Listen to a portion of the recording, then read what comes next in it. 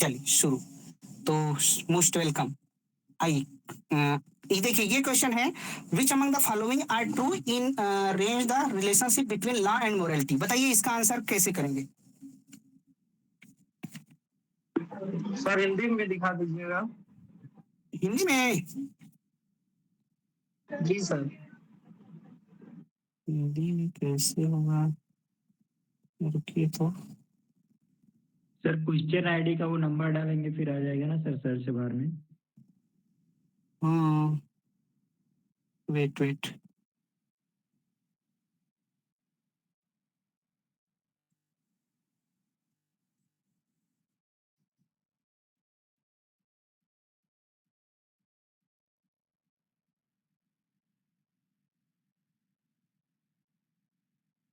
Question ID 2391 ना sir 59 का sir 359 नहीं, यही था। देखिए ये हिंदी में मिल गया। ओके, मिल गया हिंदी में। अभी एक भी क्वेश्चन नहीं हुआ।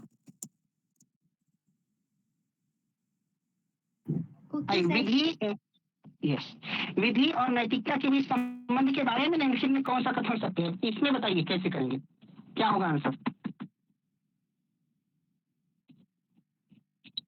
हाँ, इसका दूसरा आंसर वो किए थे सर। क्या हुआ कस्तूरी? जीनियस दीदी ने बोला था बहुत कुछ हाँ, ओके क्वेश्चंस। अच्छा।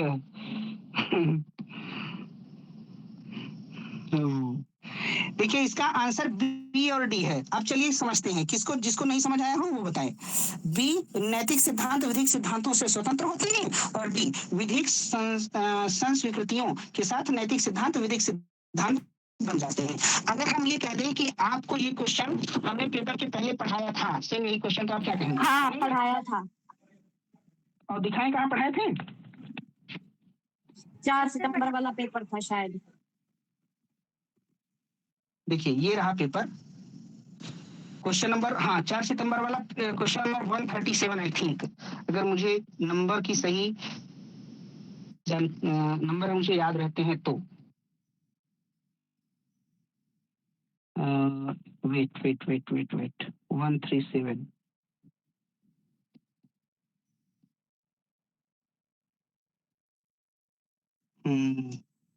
और किसी ने क्वेश्चन को बहुत अच्छे से पूछा था। मैं नहीं पूछा। 136 हाँ ये रहा, मिल गया। देखिए ये क्वेश्चन है आपका, ये विच among the following not support the distribution between law and morality. निम्न में कौन विधि और नैतिकता के मध्य विभेदीकरण का समर्थन नहीं करेगा। मतलब विधि और नैतिकता के बीच कौन सा अंतर सही नहीं है। विधि, लॉ एंड मोरालिटी के बीच में अंतर किया जाए तो कौन सा अंतर इसमें से सही नहीं है, यही बताना था ना। चलिए इस क्वेश्चन को देखिए, फिर उसको दिखाते हैं, फिर अगर इसको आप कर ले जाएंगे तो वो भी कर ले जाएंगे। ठीक है, समय ले लीजिए सोचने का। हाँ ओके, देखिए तो तब तक जो बताना चाहे बताइए।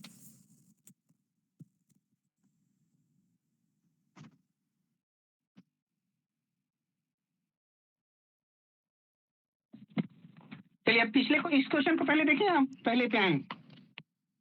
इसका क्या आंसर होगा? 3 तो सही है सर। कौन सा सही नहीं है? 3 ही सही नहीं है, 3 ही आंसर है इसका। Yes sir. हाँ तो समझ लिया जाए।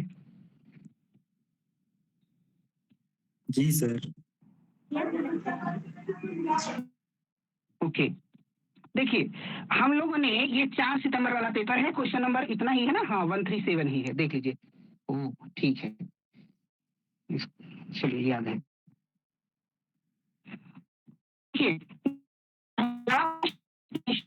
अंतर नहीं है, लिखा है law must have some institutional properties which may not necessarily of moral principles. कह रहा है विधियों में कुछ संस्थागत गुणधर्म अवश्य होने चाहिए जो नैतिक नियमों के लिए आवश्यक नहीं हो सकते।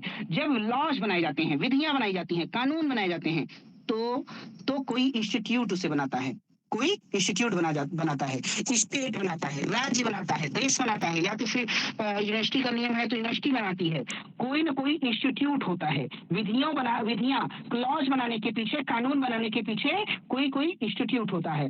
लेकिन नैतिक नियम के बनाने के पीछे ऐसा हमें कुछ मिलता नहीं। जैसे सुबह 6 बजे उठना चाहिए ना, ऐसा कुछ कोई यूनिवर्सिटी नियम नहीं बनाया, किसी देश ने नहीं बनाया। शाम को 11 बजे के पहले रात को सो जाना चाहिए, ऐसा कोई, ये नैतिक नियम जो हम माता पिता की सेवा करनी चाहिए ना, बात माननी चाहिए, आज्ञा पालन करना चाहिए, तो ये नैतिक नियम है। तो नैतिक नियमों को कोई इंस्टीट्यूट नहीं देता, ये हमें कल्चर से, हमारे संस्कार से, हमारे परिवेश से और ट्रेडिशन से हमको मिलते हैं। तो पहला वाला अंतर एकदम सही है, बोलिए ना। कानून और नैतिकता में जो अंतर है वो पहला सही है ना, क्यों? जी सर। हाँ, सेकंड देखिए, विधियों का एक विशिष्ट स्थल में सुस्पष्ट प्रतिपादन होता है। Laws have explicit formulation in a specific location. देखिए, जो बनाएगा, जैसे दिल्ली विश्वविद्यालय ने कोई नियम बनाया तो दिल्ली विश्वविद्यालय के लिए ही है ना, एक विशिष्ट स्थल होता है, स्पेसिफिक लोकेशन होता है। कोई इजराइल ने कोई कानून बनाया तो वो इजराइल के लिए ही होगा, इंडिया ने बनाया तो इंडिया के लिए ही होगा। तो लॉज जो बनाए जाते हैं वो एक स्पेसिफिक लोकेशन के लिए बनाए जाते हैं। तो ये भी एकदम सही है, दूसरा भी सही है, क्यों? अब आइए, सभी विधियां नैतिक रूप से सही नहीं होती हैं, ये भी सही है। बहुत सारे कानून ऐसे भी बन जाते हैं जो मोरालिटी को फॉलो नहीं करते, मतलब वो नैतिकता को फॉलो नहीं करते ना। बहुत सारे कानून ऐसे हैं, अगर नहीं समझ आए तो कुछ एग्जांपल सोचा जाए।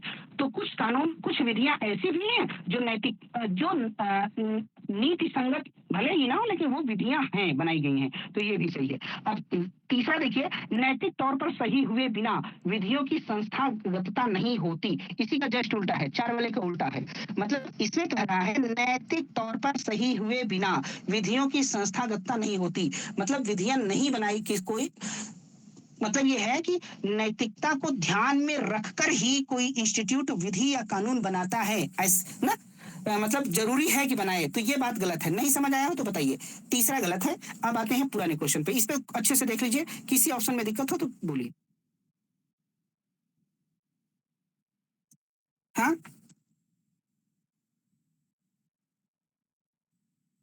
यस सर, आ गया हाँ समझ ठीक में। है, आगे। चलिए अभी इस क्वेश्चन को देखिए, ये रहा, कहाँ था, हिंदी में था ना। हाँ, अब देखिए, नैतिक सिद्धांत विधि सिद्धांतों पर आश्रित होते हैं ना। तो नैतिक सिद्धांत विधिक सिद्धांत पर आश्रित होते हैं। देखिए, moral principles are dependent on legal principles. तो क्या होगा? गलत। देखिए, गलत ना।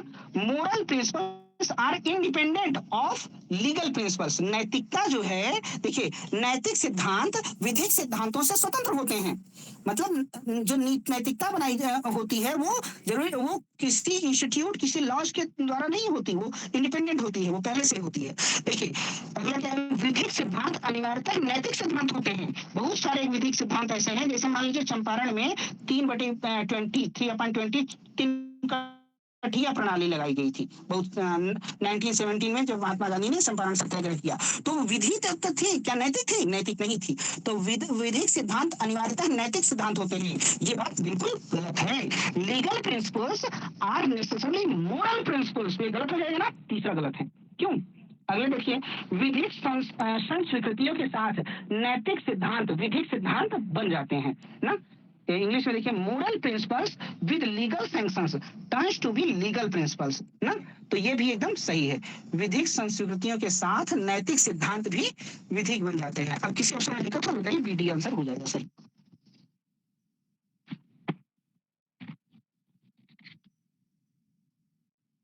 है ना। आगे बढ़े या फिर कुछ पूछना हो तो बताइए। नहीं सर, क्लियर है सर, बहुत अच्छे से पढ़ाया भी था आपने पिछला बार। चलिए ठीक, तो फिर इसकी बस हिंदी देखना हिंदी एक बार दिखा देना। हाँ हाँ, एक बार देख लीजिए, हो गया। हाँ। चलिए नेक्स्ट क्वेश्चंस। देखिए ये यूनिवर्सल जनरलाइजेशन यूजी के बारे में बताना है, तो चलिए इसको कैसे बताएंगे। जब सर यूजी पढ़ा रहे थे तो कितने लोग थे इसमें से, मतलब प्रताप हैं क्या?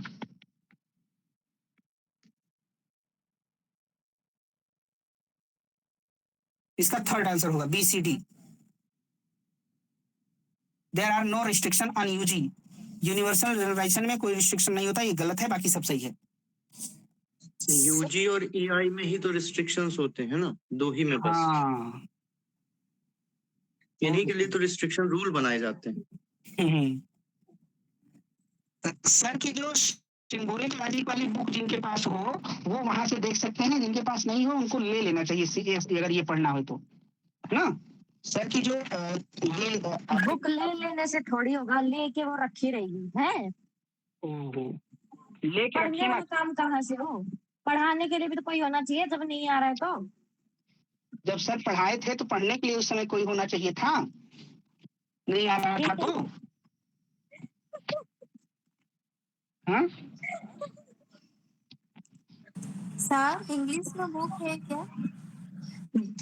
इंग्लिश में वही पढ़ लीजिए, इंग्लिश में कॉपी पढ़ लीजिए, ठीक है। अभी सर फिर से लॉजिक पढ़ाने वाले हैं, तो आप बिल्कुल घबराइए मत ना। ये सारा जो छूट गया है एक बार फिर से हो जाएगा, तो अब की बार ट्राई करिएगा कि रहिएगा। वैसे हो सकता है अब रिकॉर्डिंग वो करके यूट्यूब पे डाल दिया जाए। तो पेज नंबर 145 है सर की बुक में, जिनको देखना हो देख लीजिएगा ना।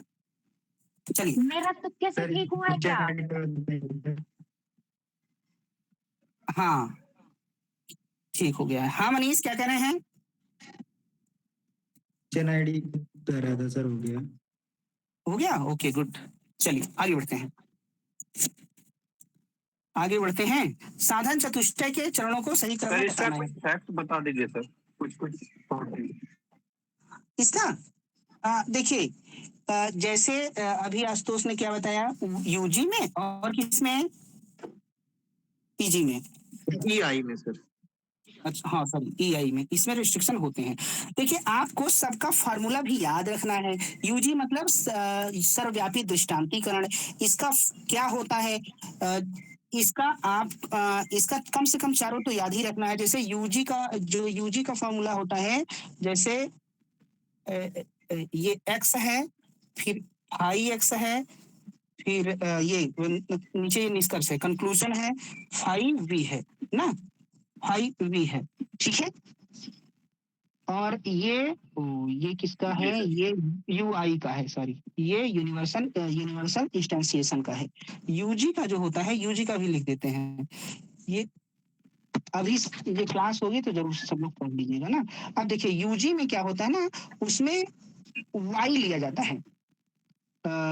एक सेकंड, देखिए फाइव वाई, ये आपका प्रेमिसेज है। अब ये कंक्लूजन क्या है, एक्स और फाइव एक्स ना, ऐसे करके। एक में ए लिया जाता है, एक में ए भी लिया जाता है, सिंबल तो हो जाएगा सर। सर सिंबल इसमें हो जाएगा, खाली इसका जो फैक्ट है वो बता दीजिए सर थोड़ा थोड़ा। देखिए यूजी में क्या होता है कि इसमें क्या होता है, देखिए इसमें कोई भी स्थानापन्न उदाहरण सत्य होता है, इसलिए सभी स्थानापन्न उदाहरण सत्य होते हैं, और इसलिए तर्कवाकी फलन का सर्वव्यापी परिमाणन भी सत्य होता है। इस प्रकार जब तर्कवाकी फलन के सर्वव्यापी परिमाणन को वैध ढंग से उसके स्थानापन्न उदाहरण के उसके प्रतीक y के संदर्भ में निगमित किया जाता है, तो उसे सर्वव्यापी सामान्यीकरण का सिद्धांत कहते हैं, इसे यूजी कहते हैं। माइक ऑफ कर लीजिए। ये अभी ना जुबेर सर, अभी सर पढ़ाएंगे तो इसको फिर से पढ़ लिया जाएगा ना। ये काफी सारा है इसमें समझने का। तो काफी दिन चला था, फिर से पढ़ लिया जाएगा, कोई बात नहीं, है ना। एक सर इसका की पॉइंट, ये जो अभी रिस्ट्रिक्शन वाली बात हुई, ये मान के चलेंगे यूजी और आई में रिस्ट्रिक्शन रहेगा ही रहेगा। हाँ हाँ हाँ, EI मतलब एग्जिस्टेंस इसको हम एलिमिनेट कर सकते हैं, रिस्ट्रिक्शन और नो रिस्ट्रिक्शन। हाँ मतलब ये है कि EI को हम लगातार एक ही रो में 2 बार नहीं लगा सकते हैं, इसमें ये रिस्ट्रिक्शन होता है। और जर्नलाइजेशन जो है और सॉरी यूनिवर्सल है और एग्जिस्टेंशियल है, यानी इसको कैसे कह सकते हैं ना कि हम यूनिवर्सल और पर्टिकुलर है। तो यूनिवर्सल और पर्टिकुलर के लिए हम यूज करते हैं, किन किन को यूज करते हैं हम यूज करते हैं यूनिवर्सल इंस्टेंशिएशन और एग्जिस्टेंशियल इंस्टेंशिएशन, और उसके बाद यूनिवर्सल जनरलाइजेशन और एग्जिस्टेंशियल जनरलाइजेशन। टोटल मिला के 4 होते हैं। 4 में से 2 में इनमें रिस्ट्रिक्शंस होते हैं। और जैसे हमने यूनिवर्सल को उठा लिया, सर्वव्यापी को अगर हमने उठा लिया, तो सर्वव्यापी का सामान्यीकरण होगा, यानी जिसको जनरलाइजेशन कहेंगे, और फिर उसका इंस्टेंशिएशन होगा। इसका शायद मेरे को हिंदी नहीं है, तो पहले इसका जनरलाइजेशन होता है। जब जनरलाइजेशन होता है तो नॉर्मल तरीके से लिखते हैं fx और gx के फॉर्म में, लेकिन जब इसका हम इंस्टेंशिएशन करते हैं तो इसको हम लिखते हैं fy और gy के फॉर्म में। उसी तरीके से जब हम एग्जिस्टेंशियल का जनरलाइजेशन और इंस्टेंशिएशन करते हैं, तो उसको हम अगर fx और gx दिया हुआ है तो उसको हम a और a में या ab में हम यूज करते हैं। एक में हम कांस्टेंट यूज करते हैं और एक में वेरिएबल यूज करते हैं। ऐसे इसको थोड़ा सा समझना पड़ेगा। बहुत अच्छे। Thank you. और देखते हैं, ठीक है। ये हाँ आगे देखिए बढ़ो। सर, ये समझना पड़ेगा, भैया का समझा देना। अच्छा बताए। हाँ ठीक है, ये ना थोड़ा सा पढ़ के हाँ तभी समझ आएगा, मतलब ना बोर्ड के साथ। तो चलिए चाहे तो एक दिन पढ़ा बता दीजिएगा सबको, अगर किसी दिन समझ में तो। हाँ जो पढ़ना चाहे, बाकी सर की भी क्लास आप हो जाएगी। बीच में अगर करना चाहे तो करवा लीजिएगा इनसे, है ना। चलिए, साधन चतुष्टय के बारे में सही क्रम बताना है। तो ये तो सबका हो जाएगा। चलिए बता दीजिए। हाँ, बता दीजिए क्या होगा। नित्य वस्तु विवेका या भूतनाथ भोग विराग शमदम आदि साधन संपत्ति मुमुक्षुत्वम। हाँ तो वही नित्यानित्य वस्तु विवेक शम दमादि साधन संपद नहीं मुत्रात भोग विराग शम दमादि साधन संपद मुमुक्षुत्वम। बहुत अच्छे, वेरी गुड। इसका 4th आंसर एकदम करेक्ट है। अच्छा, अब ये बताइए, ये साधन चतुष्टय जानते रहिए आप कि अद्वैत वेदांत में कहते हैं कि सभी लोग ज्ञान मार्ग के अधिकारी नहीं हैं। ज्ञान मार्ग का अधिकारी वही है जो साधन चतुष्टय से युक्त है। मतलब जो साधन चतुष्टय व्यक्ति के चित्त को शुद्ध करके उसे ज्ञान मार्ग के योग्य बनाता है। इसलिए ज्ञान मार्ग का अधिकारी वही है जो साधन चतुष्टय से युक्त हो। तो अब हम आप जानते हैं नित्यानित्य वस्तु विवेक है। इसका मतलब क्या होता है? साधक को नित्य एवं अनित्य पदार्थों का विवेक होना चाहिए। नित्यानित्य, नित्य प्लस अनित्य, साधक को नित्य और अनित्य वस्तुओं का, पदार्थों का ज्ञान होना चाहिए, विवेक होना चाहिए। यह मूत्रार्थ भोग विराग है। इसमें मोक्षार्थी को लौकिक एवं पारलौकिक दोनों भोगों से अनासक्त होना चाहिए। अनासक्त मतलब उसको अटैच्ड नहीं होना चाहिए, आसक्ति नहीं, आकर्षण नहीं होना चाहिए ना, लौकिक और पारलौकिक दोनों भोगों से। सम दमादि साधन संपत्ति, 6 तरह के इसमें गुण हैं। सम दम श्रद्धा समाधान उपरत तितिक्षा ना, इन गुणों से युक्त होना चाहिए। तो आप एक बार रिवीजन कराते हैं। मन सॉरी सम दम याद है? किसी की याद है बताइए। सम दम श्रद्धा समाधान उपरति तितिक्षा। हाँ, सम धम श्रद्धा समाधान उपरति तितिक्षा। तो सम का मतलब होता है मन का संयम। मन का संयम सम है। और दम क्या है? इंद्रियों पर नियंत्रण। इंद्रियों पर नियंत्रण दम है ना। और शास्त्र में निष्ठा श्रद्धा है। शास्त्र में निष्ठा श्रद्धा है। समाधान क्या है? समाधान का मतलब है ज्ञान को, चित्त को ज्ञान के साधन में लगाना और तर्क द्वारा शंकाओं का निवारण, ये समाधान है। उपरति का क्या मतलब है? कोई बताएगा? उपरति विषय वासना से दूर हटना। तितिक्षा बता दीजिए। विषय वासना से दूर हटना, तितिक्षा क्या होता है? सर्दी गर्मी हाँ, सर्दी गर्मी सहन करने का अभ्यास। बहुत बढ़िया। सर्दी गर्मी सहन करने का अभ्यास तितिक्षा है। उसके बाद लास्ट में आता है मुमुक्षुत्वम। मुमुक्षुत्वम मतलब होता है मोक्षार्थी को मोक्ष प्राप्त करने के लिए एकदम दृढ़ संकल्प, वेल डेडिकेटेड होना चाहिए, दृढ़ संकल्पित होना चाहिए। तो इसका आंसर ये है। चलिए, तो ये आप सब जानते हैं। अच्छा, साधन चतुष्टय के साथ और कुछ अनंत चतुष्टय भी होता है क्या? हाँ ये तो जैन में होता है ना शायद। हाँ, ये जैन का है ना, अनंत ज्ञान, अनंत दर्शन, अनंत वीर्य, अनंत आनंद, ये जैन का है, बिल्कुल। अच्छा, है ना। अब प्रस्थान चतुष्टय भी होता है क्या? प्रस्थान त्रयी तो आप जानते हैं, प्रस्थान चतुष्टय भी होता है क्या? हाँ क्या क्या? उसमें श्रीमद् भगवत गीता को जोड़ लेते हैं ना। तीसरे नंबर पे हाँ? क्या है? शम दम, क्या मरियम? ये शम दम और सम दम श्रद्धा समाधान उपरति तितिक्षा। सम सम मतलब सम दम, सम मतलब मन का संयम ना? मन का संयम। सम दम श्रद्धा समाधान उपरति तितिक्षा, यही है ना? यस, ठीक ठीक। ओके। तो अनंत प्रस्थान चतुष्टय। अच्छा चलिए, प्रस्थान त्रयी बता दीजिए, फिर प्रस्थान चतुष्टय हम बता देंगे। प्रस्थान त्रयी में क्या क्या आता है? उपनिषद, ब्रह्मसूत्र, गीता। हाँ, उपनिषद और ब्रह्मसूत्र और गीता। उपनिषद को ब्रह्मसूत्र और गीता, उपनिषद को क्या बोलते हैं? कौन सा प्रस्थान? श्रुति प्रसाद। वो श्रुति प्रश्न। हाँ, उपनिषद श्रुति प्रस्थान है, ब्रह्मसूत्र न्याय प्रस्थान है। वेरी न्याय गुड। प्रस्थान, ब्रह्मसूत्र न्याय प्रस्थान है। गीता कौन सा प्रस्थान है? प्रस्थान। स्मृति प्रस्थान। मालविका, 2 लोगों के साथ पढ़ रही, क्या इनका डबल फीस लगा दिया जाए? माइक हाँ, बहुत दिन से पढ़ रहे हैं सर, बहुत दिन से। वही तो देख लीजिए। तो ये प्रस्थान श्रुति तो प्रस्थान। हाँ, ये सर वो है क्या, अर्थ धर्म अर्थ काम मोक्ष? नहीं नहीं नहीं, ये इसी में अगर हम श्रीमद् भागवत पुराण जोड़ दें, श्रीमद् भागवत इसी में जोड़ दें, किसमें? प्रस्थान त्रयी में, तो वल्लभ कहते हैं कि ये प्रस्थान चतुष्टयी हो जाता है। तो ये प्रस्थान चतुष्टयी। वही तो बता रही थी मैं। हाँ, वेरी गुड वेरी गुड। अरे तो हम कोई कहा गया कि आप गलत बताइए? कोई बोला नहीं ना? हाँ भड़का देती हूँ सर। हाँ, वही तो। चलिए, तो ये अनंत चतुष्टय भी आप जानते हैं, प्रस्थान चतुष्टय भी जानते हैं। कोई और चतुष्टय बचा तो नहीं? सर सर ये अनंत चतुष्टय एक बार बोल प्रस्थान दीजिए। चतुष्टय कौन कहते हैं सर? जब श्रीमद् भगवत गीता की वल्लभाचार्य प्रस्थान चतुष्टय बोलते हैं। हाँ, क्या कर रही है? हम क्या कर रही हो कस्तूरी?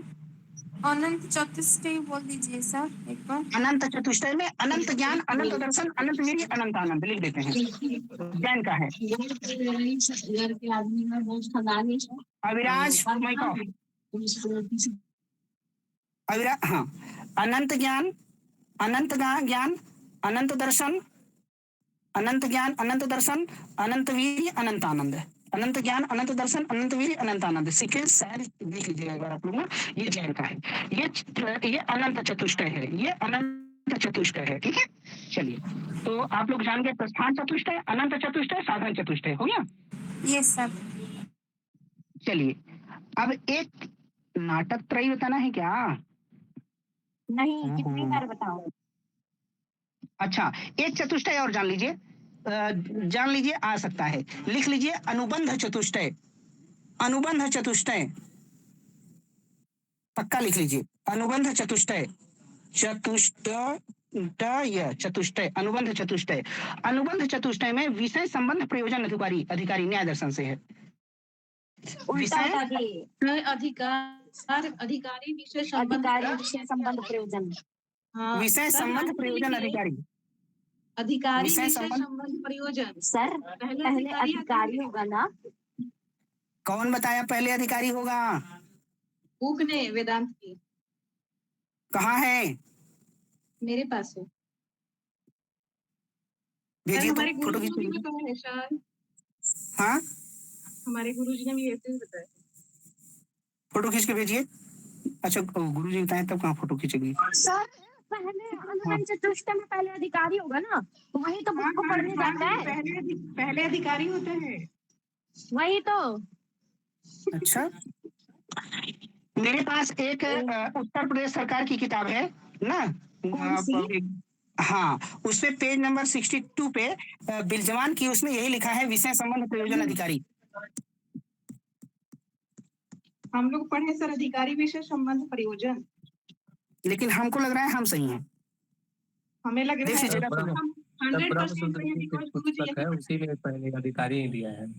अच्छा, वहाँ कोई बात नहीं, ये न्याय दर्शन के संदर्भ में यही है, वो भी हो सकता है, वो भी हो, कोई बात नहीं ना। चलिए ठीक है। सर ठीक बोल रहे हैं। हाँ? बीएन सिंह ने भी यही दिया है। हाँ वही तो। मेरे को कोई ये बता दे कि ये है किसमें अनुबंध चतुष्टय? वेदांत में है। कोई भी जब नहीं, हाँ चलिए। कोई भी जब टेक्स्ट पढ़ने जाते हैं ना भैया, तो हाँ हाँ बताओ। उसके लिए होता है ये। वात्स्यायन कहते हैं कि कोई, की बात करी गई है।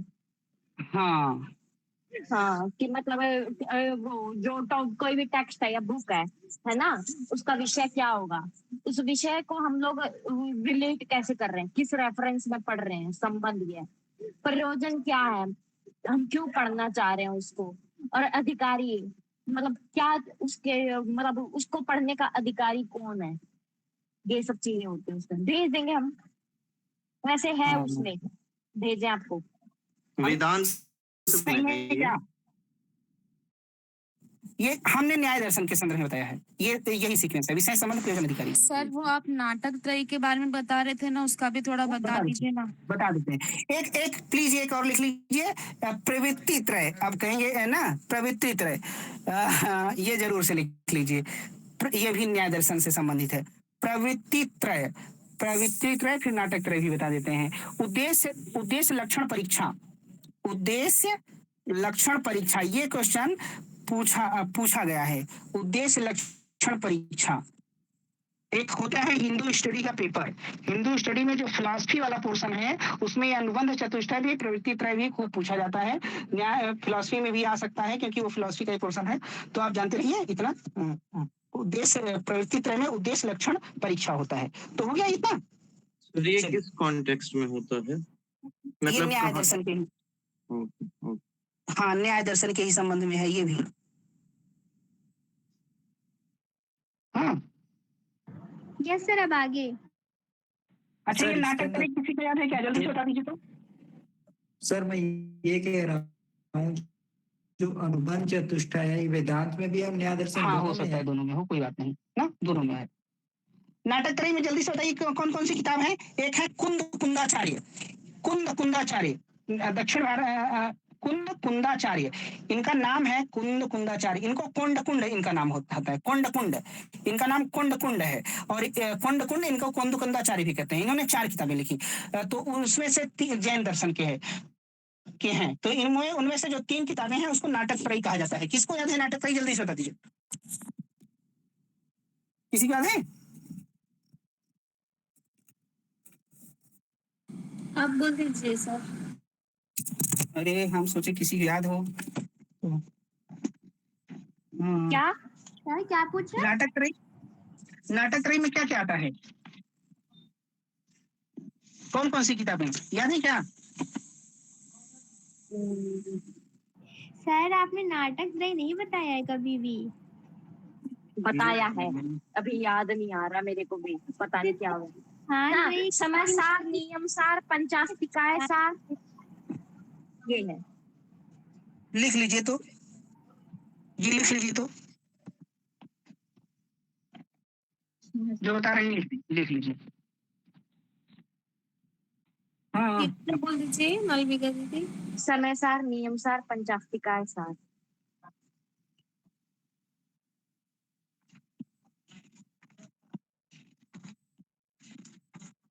पक्का है यही ना?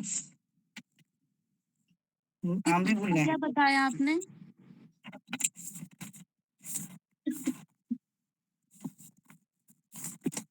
लास्ट में क्या बोले थे दीदी? बता दो। समयसार, नियमसार, पंचास्तिकाय सार। एक सेकंड मैं देख लेता, हम देख लेते हैं, रुकिए, मेरे पास है किताब कहीं पे ना, वो कहाँ है? हाँ, एक सेकंड रुकिए, क्लियर कर देते हैं, बताए थे भूल गए। जमीन।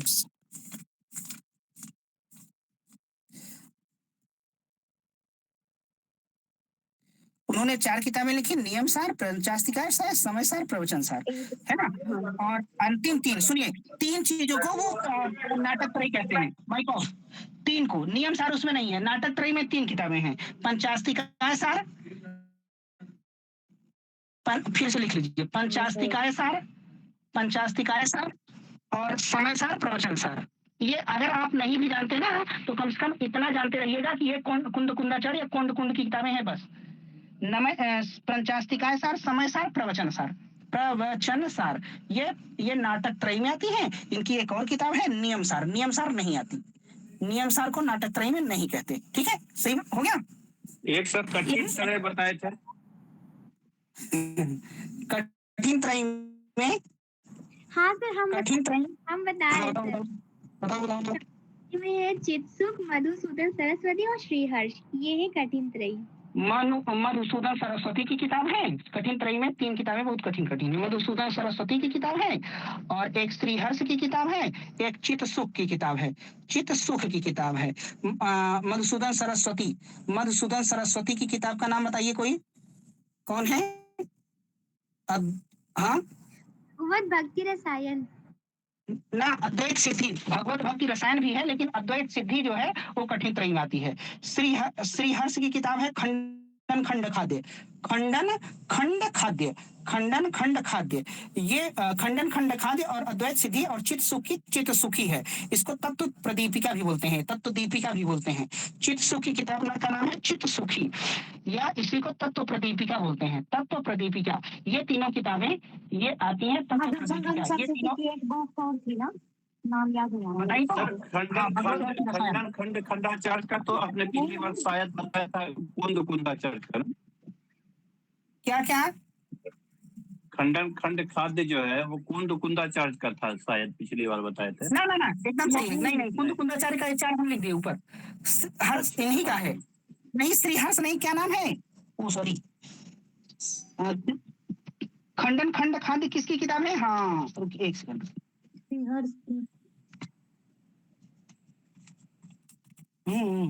सही तो है, सही है, हाँ, श्रीहर्ष सही है, गलत नहीं।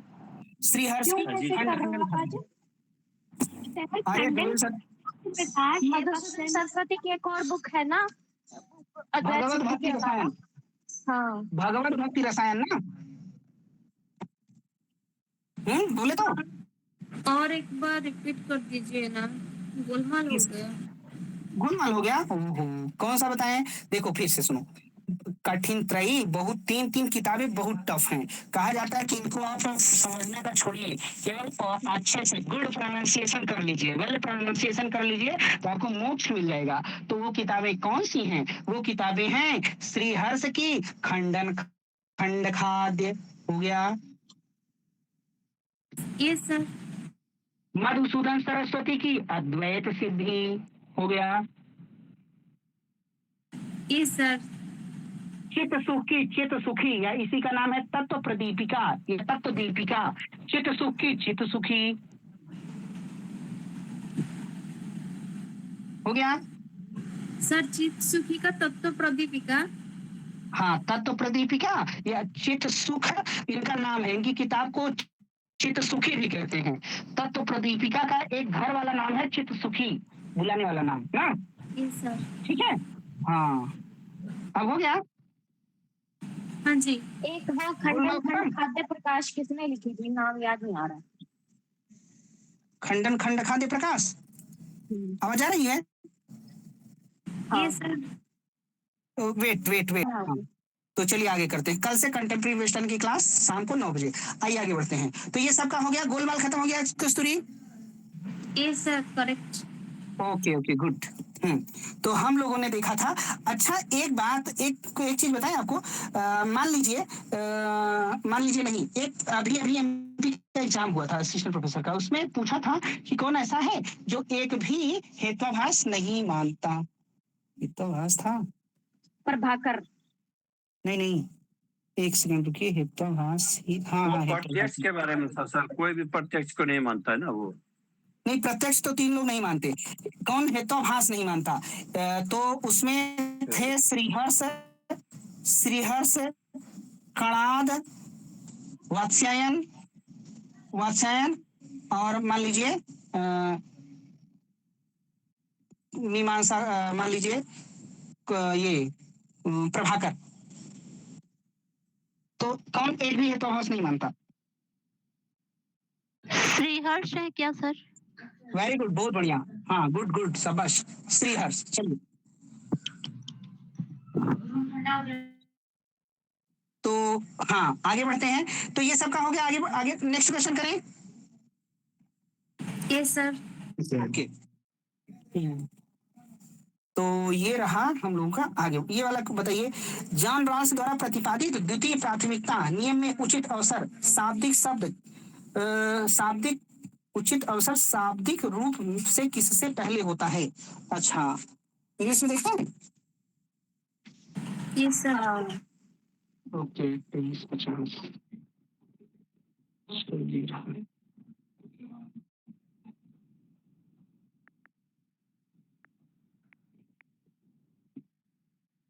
ये देखिए, in the second priority rule devised by John Rawls, fair opportunity is lexically prior to.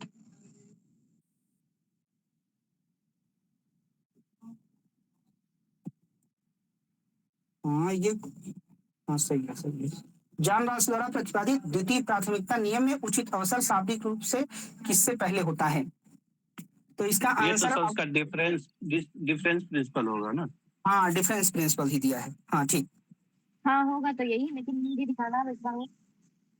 Hindi की रहा व्यतिरेक सिद्धांत ना। हिंदी से बढ़िया इंग्लिश है, इसमें हिंदी में नहीं समझ में आएगा। हमारे पास जितनी भाषा है हम आपको दिखा देंगे, हिंदी है, इंग्लिश है। क्वेश्चन हिंदी में पढ़ो और ऑप्शंस इंग्लिश में पढ़ो। इस क्वेश्चन में ये ट्रिक थी। अच्छा ठीक है, तो व्यतिरेक हो जाएगा। चलिए आगे बढ़े तो। हाँ, कुछ एक्सप्लेनेशन जी चाहिए सर। क्या किसी को इसका? हाँ बता दो, कुछ बताना हो तो। बताइए। हाँ, फिलोसफी ऑफ डिफरेंस क्या है? ये बोलते हैं कि जो सामाजिक राजनीतिक जो समानता है तभी स्वीकार होगी जब मतलब जो वंचित वर्ग के लोग हैं उनके भी हितों को ध्यान में रखा जाए। ये वेल ऑफ इग्नोरेंस की बात करते हैं और बताते हैं कि जब मनुष्य अपनी जो मूल स्थिति में होता है उसको अपनी जो वर्ग, लिंग, जाति, प्रतिभा, इन सब चीजों को नॉलेज नहीं होता है उसको, है ना। तो लेकिन जब वो समाज में आता है ना, तो बहुत लोग तो आगे बढ़ जाते हैं, लेकिन कुछ निचले तबके के लोग हैं वो नीचे ही रह जाते हैं। उनको अगर फेयर जस्टिस देना है तो उनके लिए भी अपॉर्चुनिटीज देना जरूरी है। तो मतलब नीचे तबके के लोगों को ऊपर उठाने की बात होती है डिफरेंशिएटेड प्रिंसिपल में।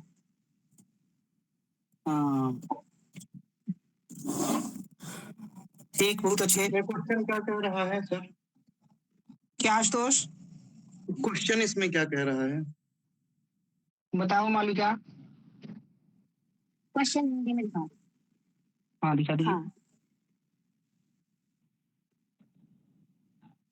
यहाँ पे क्वेश्चन ये है ना, जो द्वितीय प्राथमिकता नियम में उचित अवसर। द्वितीय प्राथमिकता नियम मतलब प्रथम प्राथमिकता किसको देंगे और द्वितीय प्राथमिकता किसको देंगे, पहले तो ये जानना जरूरी है ना, है ना। पहले प्राथमिकता उसको देंगे जो सामाजिक समानता को बढ़ावा दे, इनके अकॉर्डिंग। पहली प्राथमिकता सामाजिक समानता को देंगे और द्वितीय प्राथमिकता असमानता को देंगे, और उस असमानता को देंगे जिससे गरीबों को लाभ मिले। ये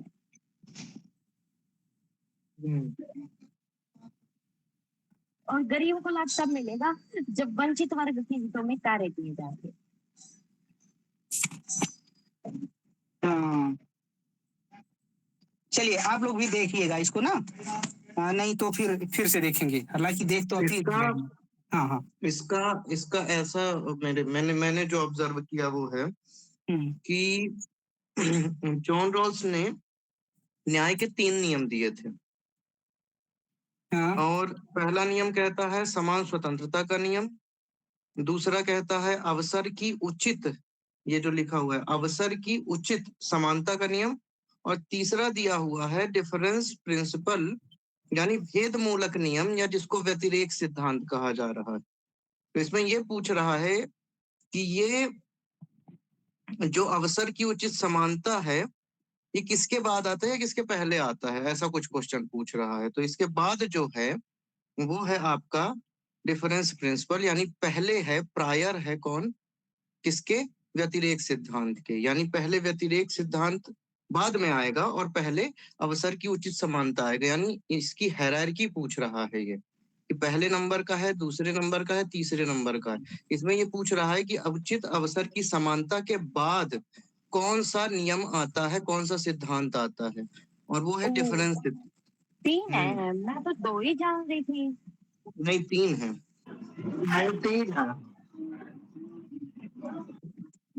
वाह बहुत अच्छे। कौन ये कौन ओपी गाबा में दिया हुआ है।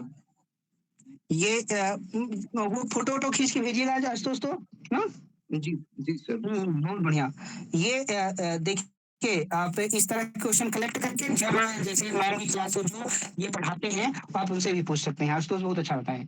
तो आप अगर कहीं नहीं मिले तो हम लोग फिर से जब ये करेंगे आपको एक बार कह रहे हैं ना कि एक बार फिर से देख लीजिएगा, जो ना है उसको पीडीएफ बना के भेज दीजिएगा, फिर से सॉल्व कर लिया जाएगा, मतलब इन डिटेल ना। तो ठीक है, बहुत अच्छा। इसका इस तरह से तीनों नियम याद है क्या लिख रहे हैं आप?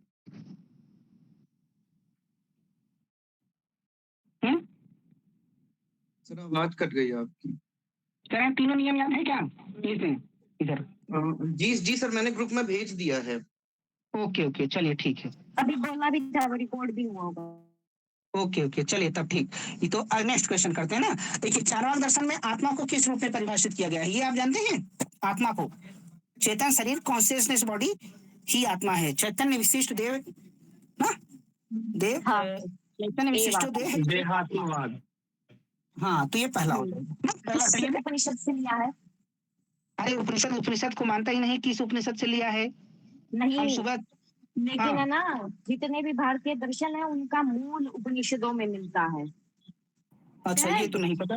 हाँ ये जो सेकंड ऑप्शन है, सेकंड ऑप्शन क्यों नहीं हुआ? हमने तो गलत कर दिया एग्जाम में। चैतन्य देह इव आत्मा। ओ इसका मतलब ये है ना मरियम, मरियम जी सर। चेतना ही आत्मा है। चैतन्य देह, देखो जैसे हम कह दें द मैन, द बॉय, फिर हम कहते हैं बॉय, दोनों में क्या अंतर है?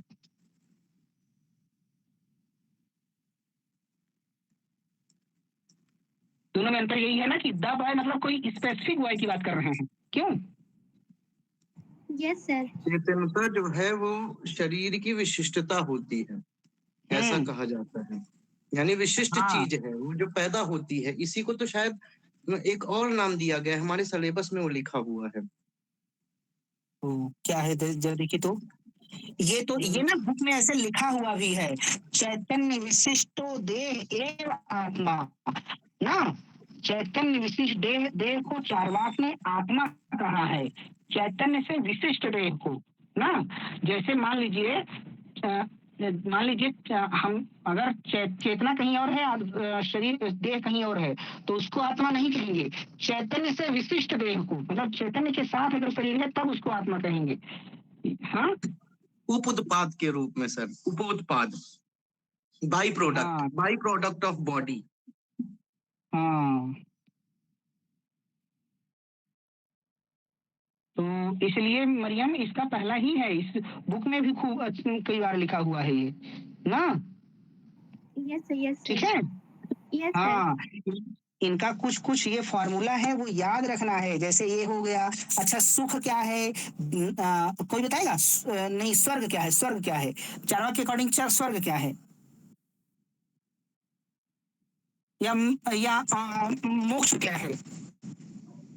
ये मृत्यु है मोक्ष है, मृत्यु है स्वर्ग है, चारवाक के अनुसार। सुखमेव स्वर्गम लिख लीजिए सब। सुखमेव स्वर्गम मतलब सुख ही स्वर्ग है। यहाँ पे लिख लीजिए सुख ही स्वर्ग है। सुखमेव स्वर्गम ना। ऐसे एक और लिखिए दुखमेव नरकम। दुख ही नरक है। दुख दुख दुख यहाँ लिख दे रहे हैं। दुखमेव नरकम। दुखमेव नरकम दुख ही नरक है। दुखमेव नरकम दुख चारवाक ही के नरक अकॉर्डिंग है। ना। हाँ हाँ हाँ, दुख ही नरक है ना। एक और लिख लीजिए मरणम एव अपवर्ग है। मृत्यु ही अपवर्ग यानी मोक्ष है। मरणम एव अपवर्ग है। मरणम मरणम में अपवर्ग है। ये भी ना। मृत्यु क्या है? तो कोई कहेगा सुख मृत्यु है, तो नहीं। मरणम एव अपवर्ग है। मरण ही मृत्यु ही अपवर्ग है, मोक्ष है, अपवर्ग है। ठीक है, ये तीन और चौथा ये जो आपके क्वेश्चन में है, ये चारों याद रखिए। ठीक है, एक तो वो आपको याद होगा ही। क्या? मृत्यु ही मोक्ष है, अपवर्ग है। मरणम एव अपवर्ग है। Death is liberation. Death is liberation. मरणम एव अपवर्ग है ना। ठीक है। हाँ यस सर, यस हाँ, सर। ओके। बाकी आपको सर इसमें हाँ इन्होंने मोक्ष शब्द इस्तेमाल किया है या अपवर्ग? नहीं, अपवर्ग लिखा है। अपवर्ग मरणम एव अपवर्ग है, तो अपवर्ग ही आप ना। लिबरेशन इंग्लिश में तो यही कहेंगे। Death is liberation. हाँ, एक और लिख लीजिए काम एवैकः पुरुषार्थ है। एक और लिख लीजिए, बहुत इंपॉर्टेंट। काम एवैकः पुरुषार्थ है।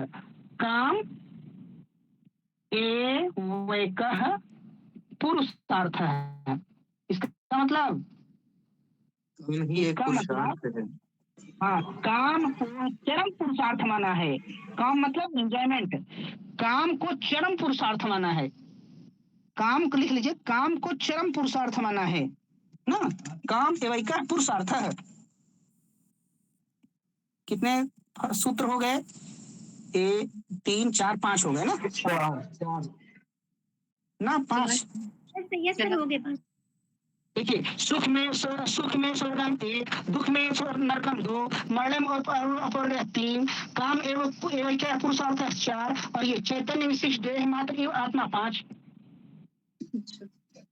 हाँ जी सर।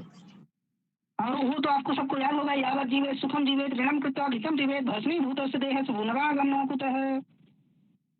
Yes sir. हाँ, स्वाहा। स्वाहा के बाद 5 रुपए रखिए। सर एक और कहाँ है? पीत्वा पीत्वा पुनः पीत्वा यावति पतति भूतले। उत्थाय च पुनः पीत्वा पुनराय गमनाय कुतः। ओहो, चलिए कोई बात नहीं। वो क्या है, चलचित्र जगत के बादशाह अमिताभ बच्चन के पिता और विश्व सुंदरी ऐश्वर्या राय के अजिया ससुर डॉक्टर हरिवंश राय बच्चन जी जब मधुशाला लिखते हैं ना, तो उनसे पूछा गया कि आप लिख तो दिए, खुद नहीं पीते हैं, तो वही आजकल कह रहे हैं पीता पीता पुनः पीता। नहीं सर, इसका उन्होंने बहुत अच्छा जवाब भी दिया था। हाँ हाँ, बताइए बताइए। उन्होंने जब पूछा गया कि आपने तो शराब का एक कतरा कभी नहीं चखा, तो फिर इतनी बड़ी मधुशाला आपने कैसे रच दी? तो फिर उन्होंने 4 लाइनें और लिखी। और क्या लिखा उन्होंने लिखा कि क्या याद नहीं आ रहा है वो। हाँ, जो भी हो, ऐसे ही था कि मेरे पुरखों ने इतना डाला कि मेरे लोगों के में 70% है हाला। जो भी हो, खैर छोड़िए। जी सर। हाँ, चलिए आगे बढ़ते हैं। तो ये हो गया 136 137। देखिए, things scene theoretical mode. Sir ये था कि मैं कायस्थ कुलोद्भव मेरे पुरखों ने इतना ढाला कि मेरे जिस्म के लौहू में है 75% हाला, और पुश्तैनी अधिकार मुझे है मदिरालय के आंगन पर, मेरे दादों पर दादों के हाथ बिकी थी मधुशाला। अरे वाह, क्या बात है। बहुत बढ़िया। चलिए आगे बढ़ते हैं। तो ये हिंदी में देखना है, ये क्वेश्चन किसका है? हाइडेगर का है। है ना?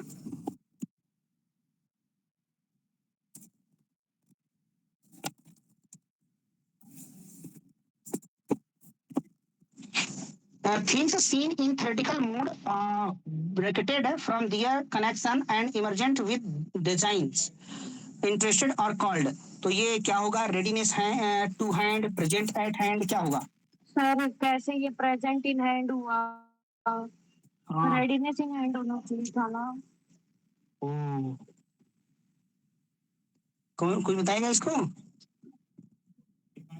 सर इसका हिंदी जी दिखाइए। जी सर। हाँ,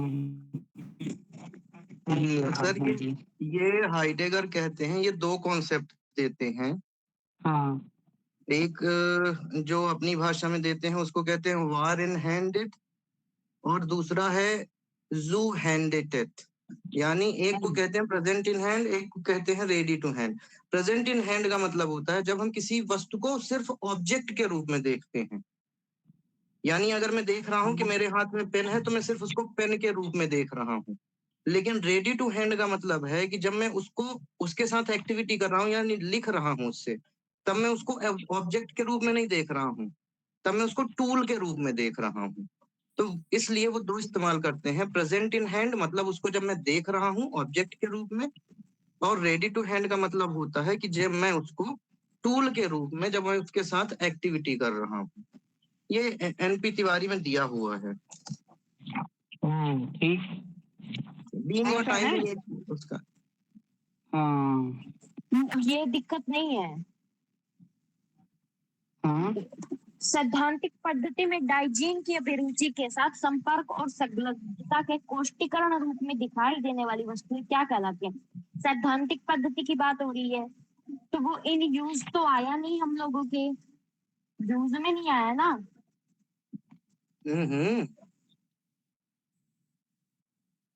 ये दो यूज में आया। कॉन्सेप्ट वो इंटरेक्शन के लिए बताते हैं। आउटर वर्ल्ड में जब आप किसी चीज से इंटरेक्शन करते ये हो। तो पता है भैया, प्रेजेंट इन हैंड और रेडीनेस इन हैंड को ऐसे समझो। आपके पास एक कप है, एक कप टूटा हुआ है और एक कप है जिससे आप चाय पी रहे हो। जो टूटा हुआ कप है वो है प्रेजेंट इन हैंड, और जिस कप से आप चाय पी रहे हो वो समझ लो रेडीनेस एट हैंड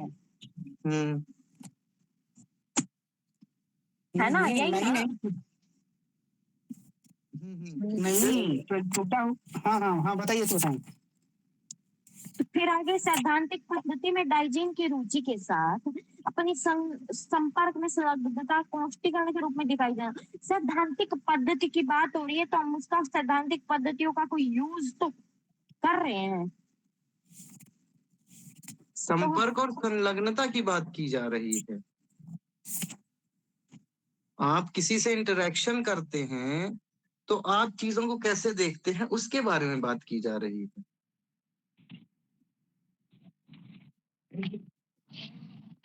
अब इसमें क्या चीज अलग है?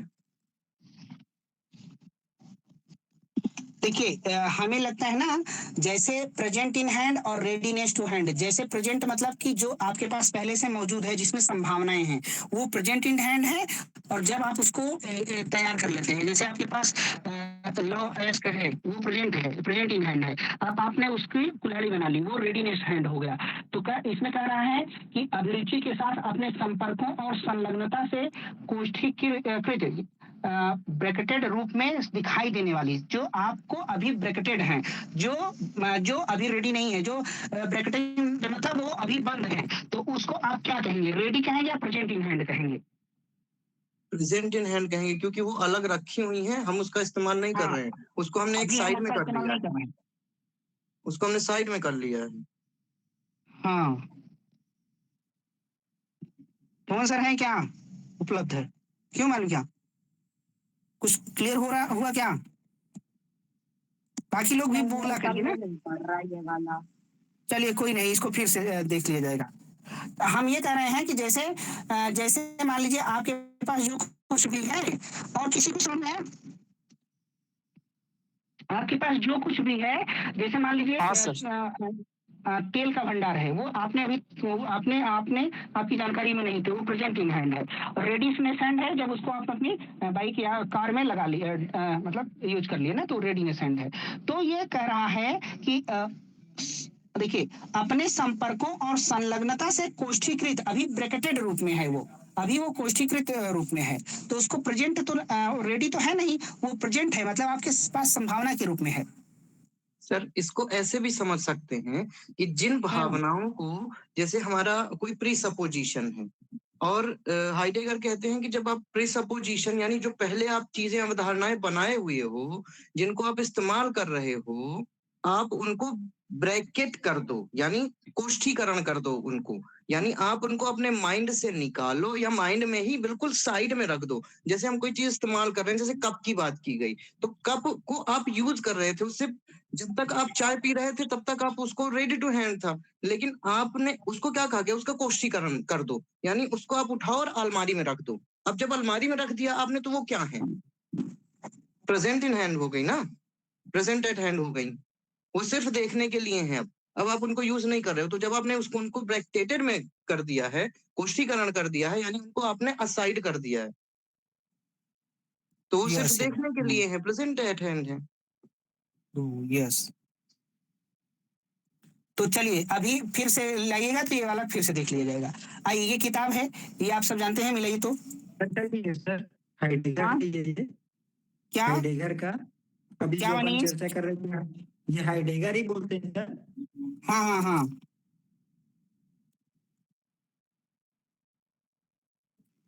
हाइडेगर सर, का आगे बीइंग बढ़ते होता है हैं। Being and nothingness, John Paul Sartre, हाँ। अदरवाइज देन बीइंग, तो क्या मिलाएगा इसका? वैसे आज तो बहुत अच्छा प्रयास किए हैं बताने को ना, अगर आप लोग भी बुक से भी देखिएगा। हाँ, इसका चलिए मिलाते हैं। देखिए, बीइंग एंड टाइम, ये मिल जाएगा आपका, being and time, being and time Jean Paul Sartre ए का दूसरा मिलाइए। बीइंग एंड नथिंगनेस, ये आपको की कौन, मार्टिन हाइडेगर, मार्टिन हाइडेगर। हाँ, और otherwise than being, otherwise than being, ये आप किससे मिलाएंगे? ये मिलाएंगे इमैनुअल लेविनास से। हाँ, और on the several senses of being in Aristotle, तो ये पहले से मिला देंगे ना, फ्रेंच ब्रेंटानो।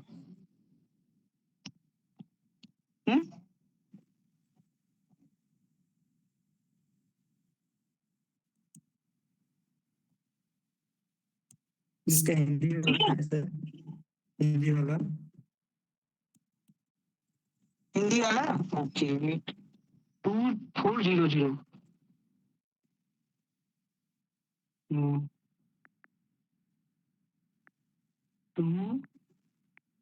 2400, हाँ, ये रहा, ये मनीष देख लीजिए। जी सर। हम्म,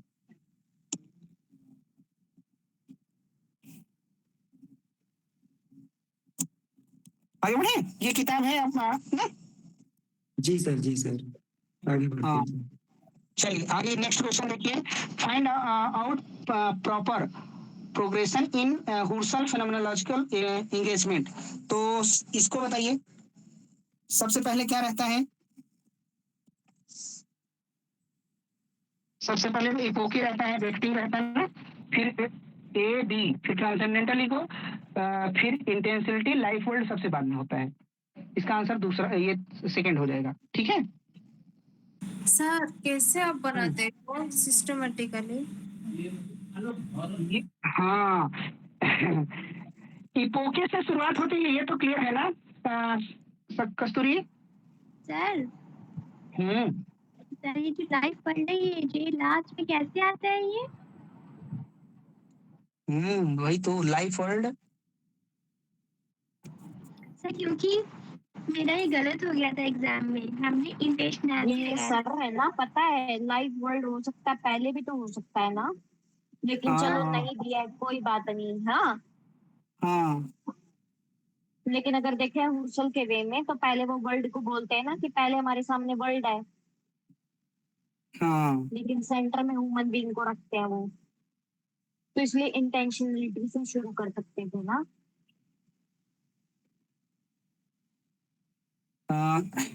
इस क्वेश्चन को ना आरक्षित रख लीजिए, रिजर्व रख लीजिए। एक लोग के पास डिसाइड कर लीजिए, भेज दीजिएगा और वो पीडीएफ बना देंगे पूरे पेपर में, जो 10-20 जो भी क्वेश्चन मिले इसको फिर से देखा जाएगा, ठीक है।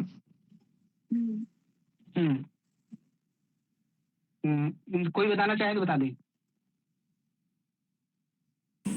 आप तो बहुत अच्छे से बता देते हो, जो सिस्टमेटिक अरेंज करना आता है तो आप स्पीड में बोल दीजिए। ऐसा है ना कस्तूरी, इसको वेट करो।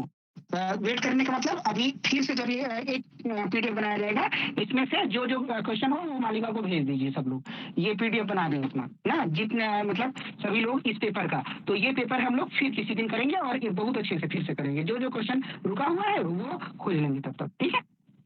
Okay okay, then last question ये है। अच्छा, इसको हिंदी में तो नहीं देखना था मनीष? चलिए जब उसी टाइम देखिएगा। ये देखिए, ये क्या है? ये है, हाँ ये लास्ट क्वेश्चन है। इसको, ये किसको आता है किसको नहीं आता? नैयायिक व्याप्ति को सामान्य मानते हैं जो सत्य के साथ तथ्य है, सत्य के तथ्य हैं। अच्छा,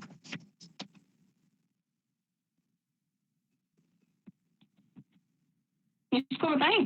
ए और बी तो इंग्लिश में दिखा दीजिए सर। इंग्लिश में? हाँ जी। Okay okay okay, wait.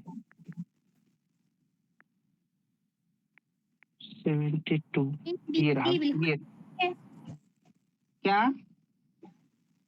ए वाला, बी वाला और डी वाला बिल्कुल ठीक है सर ऑप्शन।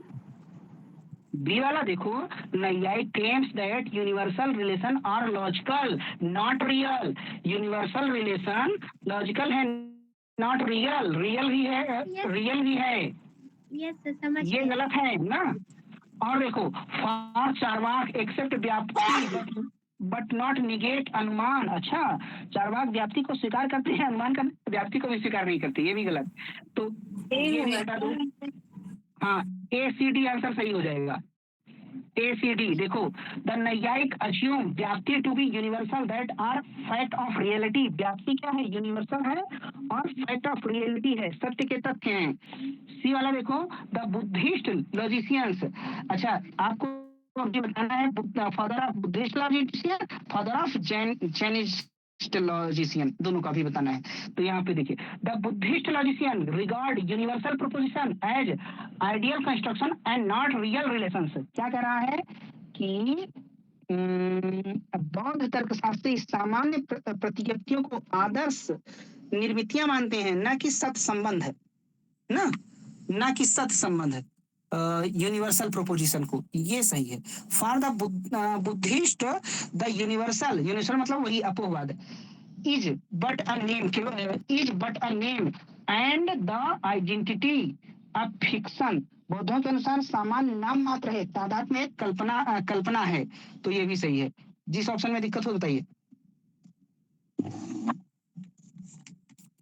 इसका यदि केवल लास्ट का जानकारी है, एलिमिनेशन कर देंगे तो आंसर ऐसे ही आ जाएगा सर। हाँ, जिसमें जिस क्वेश्चन में वो हो तो आप बिल्कुल बोल सकते।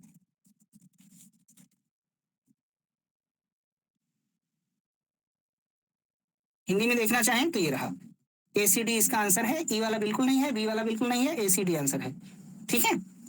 जी सर। तो ये रहा।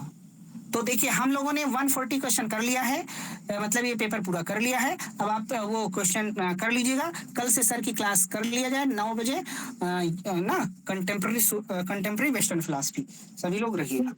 तो आप ये अपनी क्लास का शेड्यूल